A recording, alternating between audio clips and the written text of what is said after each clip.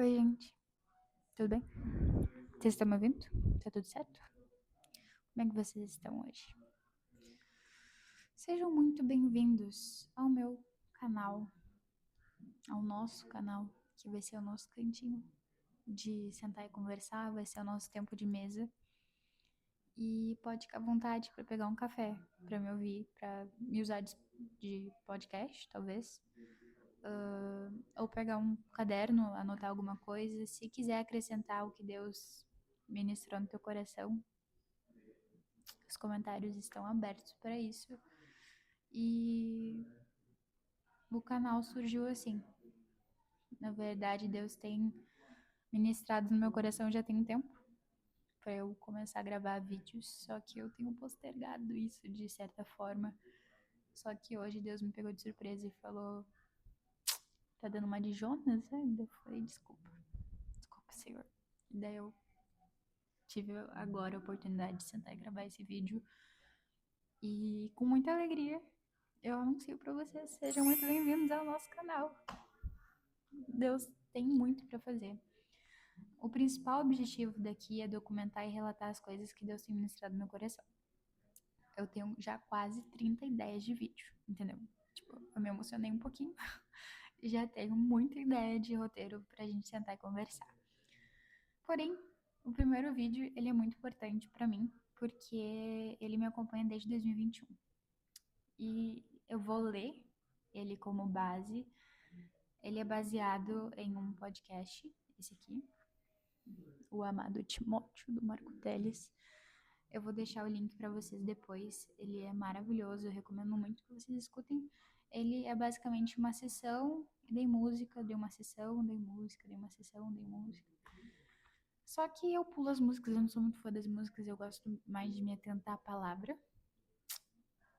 Na igreja eu gosto muito de cantar, enfim, de adorar a Deus, mas em questão assim de escutar, eu prefiro escutar a palavra, eu prefiro buscar podcasts que acrescentam de forma nutricional no meu espiritual, talvez. Mas enfim, aqui a gente vai ter tempo para conversar. Esse podcast ele é baseado em 2 Timóteo 4, do 14 ao 18. Tô esperando tu abrir tua Bíblia. Não vai abrir? Coisa feia. Vou ler pra ti então. Alexandre, o ferreiro, causou-me muitos males. O Senhor lhe dará a retribuição pelo que fez. Previna-se contra ele, porque se opôs fortemente às nossas palavras. Na minha primeira defesa, ninguém apareceu para me apoiar. Todos me abandonaram. Que isso não lhe seja cobrado. Então, Paulo tem um bom coração, mesmo com aqueles que o abandonaram. Mas o Senhor permaneceu ao meu lado e me deu forças, para que por mim a mensagem fosse plenamente proclamada a todos os gentios que a ouvissem. E eu fui liberto da boca do leão. O Senhor me livrará de toda obra maligna e me levará salvo para o seu reino celestial. A ele seja toda a glória para todo sempre. Amém. Eu não sei qual versão, acho que é NVI que eu tenho aqui, salvo. E vamos lá. Tem alguns pontos que eu anunciei aqui pra gente conversar. O nome do vídeo, vocês já devem ter visto, é Eles Podem, Você Não. Talvez vocês entendam mais pro final, porque a gente vai conversar sobre toda uma trajetória desse versículo. E no final vocês talvez entendam um pouco melhor do porquê que eu escolhi esse nome para esse versículo, para esse, enfim. E escutem o podcast do Amado Timóteo, é maravilhoso. Eu vou ir lendo, mas meio que conversando com vocês, tá? Porque eu tenho ele escrito aqui. Enfim, quando a gente tem em mente que essa carta de Paulo a Timóteo é, na verdade, uma solene convocação para a obra do ministério, e que essa sessão aqui, onde ele fala da traição do Alexandre e o abandono que ele sofreu das pessoas durante a sua primeira defesa, a gente consegue entender o nível de sinceridade que Paulo tem com Timóteo. porque não existe nenhuma intenção de maquiar a verdade, de maquiar o evangelho, de, sabe, de fazer parecer algo que não é. Timóteo não estava sendo enganado quanto aos terríveis perigos de se jogar a jornada do evangelho, que é a proclamação da verdade de Deus. Mas enquanto o velho Paulo preparava o seu jovem sucessor à realidade das dores do ministério, ele podia ter dado vários conselhos. Ele poderia ter falado da chicotada, dos aprisionamentos, das masmorras. Porque assim, gente, vamos ser sinceros, quando o assunto é sofrer, eu acho que Paulo tem bastante coisa a acrescentar. Ele podia ter dito sobre naufrágio, apedrejamento, tudo isso Paulo sofreu, tudo isso ele poderia passar para Timóteo. E eu acredito que Timóteo saiba disso também. Mas aqui, 2 Timóteo é a última carta de Paulo. São os últimos registros que a gente tem de Paulo a Timóteo e ao mundo, sabe? Então, é algo impactante. Paulo, ele não foca suas últimas palavras na dor, no sofrimento, mas ele alerta. Ele alerta. Ele fala, cadê aqui? Aqui, ó. Mas o que Paulo considera de singular importância no fim das contas é preparar Timóteo para a traição no campo. Ele daí tem uma frase como se fosse Paulo falando assim: Timóteo Alexandre, isso dói. Se até mesmo o nosso Cristo teve que passar pelo amargo anoitecer de um beijo amigo que o levou diretamente aos braços de seus perseguidores, estaria nós livre de sofrer pelo mesmo, enfim, de sofrer pela mesma situação? Deveria Timóteo se enganar quanto à real possibilidade de provar também em sua face esse beijo? E ao que tudo indica, esse Alexandre que ele cita era alguém de influência que Paulo já tinha tido um contato anteriormente e tudo mais. E então Paulo meio que esperava dele um posicionamento assim de apoio, sabe? Só que na verdade o que aconteceu foi um pouco o contrário. Ele foi só o principal opositor durante a sessão de defesa de Paulo. E como se não bastasse, Paulo estava lá como um animal amarrado dentro de uma presa, lançado, sabe, as traças. Ele se levanta com dificuldade para falar em sua defesa e quando olha ao seu redor, ele vê os magistrados, ele vê os seus perseguidores, ele vê até gente curiosa que não tem nada a ver com a situação e não acha ninguém conhecido, não acha um rosto amigo, não acha alguém para onde correr, vamos dizer assim. E fica aí o questionamento: quem de nós suportaria essa pressão sem amaldiçoar a si mesmo, de certa forma, sem sequer se questionar sobre a sua jornada e sobre o seu chamado, ou sei lá, sabe, sem murmurar, vamos dizer assim, porque com muito menos a gente já esbraveja e já, tipo, sai da mansidão de Cristo. E fica aqui o questionamento: será que valeu a pena para Paulo? Ele olhou ao seu redor, ele gastou a vida dele em favor de tanta gente, abraçou tanta gente por aí. E no dia da sua terrível dor, não tinha ninguém ali para devolver o abraço que ele deu. Não tinha ninguém para lhe devolver o favor que ele prestou. Será que Paulo questionou se valeu a pena? Porque eu acho que não. E a gente vai ver isso mais pra frente. Mas agora a pergunta volta para ti que tá me ouvindo. Tu quer esse evangelho? Porque olhando para tudo que eu te falei até agora, tá? Me responde. Tu quer mesmo correr o risco de chegar nos últimos dias da sua jornada como o velho Paulo e como o próprio Cristo? Tipo, abandonado pelos seus amigos? Parece terrível o que eu tô falando. E, gente, de fato é. Mas calma, vai ter uma parte boa. Porque se tu começar a se envolver demais com essa coisa de igreja, de Cristo, de evangelho, sabe? Essas coisas tudo. Tu vai ter que começar a perder algumas coisas. Coisas que talvez qualquer um considere de grande renome ou de grande importância na sua vida, sabe? Se o teu envolvimento com Cristo chega até o pescoço, é possível que tu perca alguns amigos. Talvez a tão sonhada promoção no seu trabalho. Talvez tu mude a sua vida completamente. Talvez. E talvez não. Porque as ideias do evangelho, elas vão bagunçar a tua cabeça de uma forma bem maluca a princípio. Porque quando tu se entende o verdadeiro evangelho, tu sabe que as coisas mudam na tua vida. Isso é inegociável. Tipo, isso muda muito na tua vida. E isso vai ser uma pauta para muitos vídeos mais pra frente. Mas cada coisa é seu tempo. Enfim. Muito provavelmente tu vai ter que reconfigurar a tua postura pública e privada.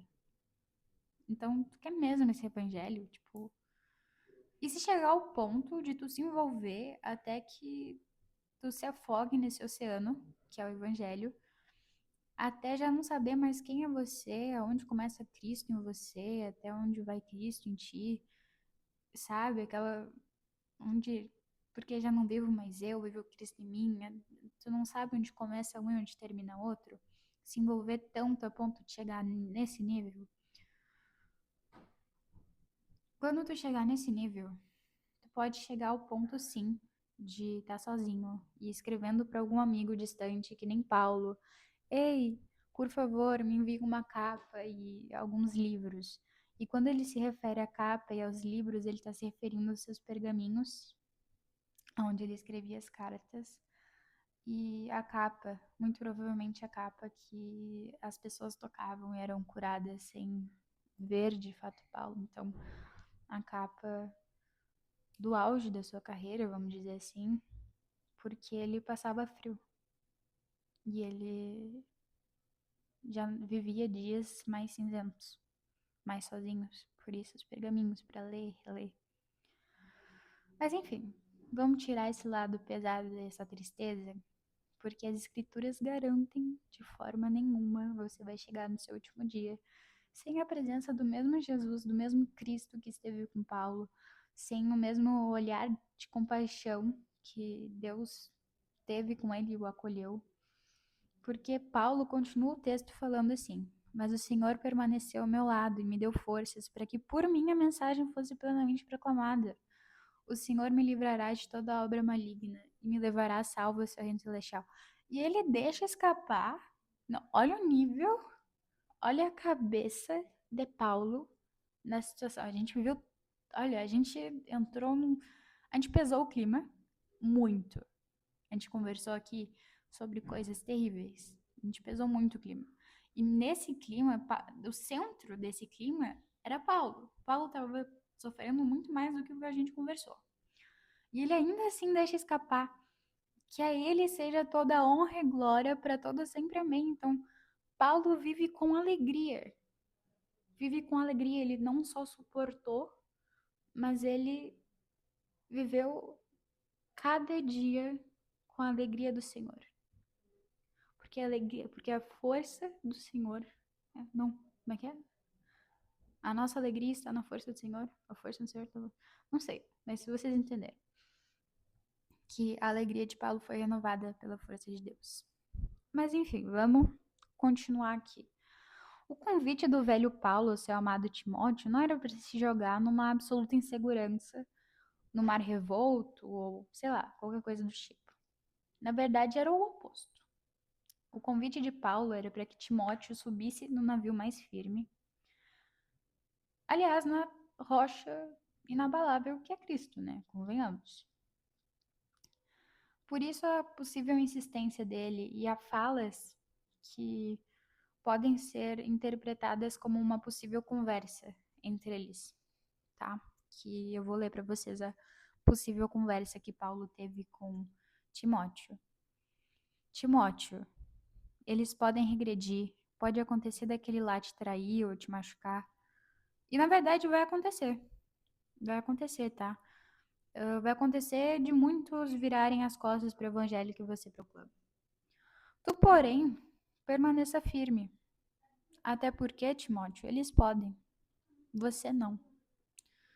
E aqui, quando a gente fala sobre eles podem e você não significa que Timóteo era melhor do que todo mundo. Não é uma declaração assim, de superioridade, mas uma declaração de responsabilidade. Timóteo tinha a mesma capacidade de cair, desistir, regredir do que qualquer outra pessoa. A diferença não era a força de Timóteo, era o chamado que ele recebeu. Por isso, Paulo repete durante a carta: tu, porém, tu, porém, tu, porém. Todos podem escolher outro caminho, tu, porém, permaneça firme. Todos podem abandonar a verdade, tu, porém, permaneças firme. Todos podem voltar atrás, tu, porém, permaneça firme. Então, o cristianismo, ele não é construído sobre o que os outros fazem, mas sobre aquilo que Cristo espera de você. Timóteo não deveria permanecer porque os outros permaneceram. Timóteo deveria permanecer porque Cristo permaneceu. Eles podem abandonar a missão, mas você recebeu uma missão. Eles podem largar a cruz, mas você também recebeu uma cruz. Eles podem voltar atrás, mas você conhece aquele que te chamou. Portanto, eles podem, porque escolheram recuar. Você não, porque foi chamado para permanecer. Então, assume a tua cruz, assume a tua missão, assume o teu chamado com foco. Vai atrás. Larga tudo por Jesus. Vale a pena. E quando eu digo larga tudo, eu não tô falando sai da faculdade, larga seu emprego e vive a vida como itinerante ou sei lá, qualquer coisa assim. Mas conheça a Deus para fazê-lo conhecido. Conheça a Deus para conhecer os planos de Deus.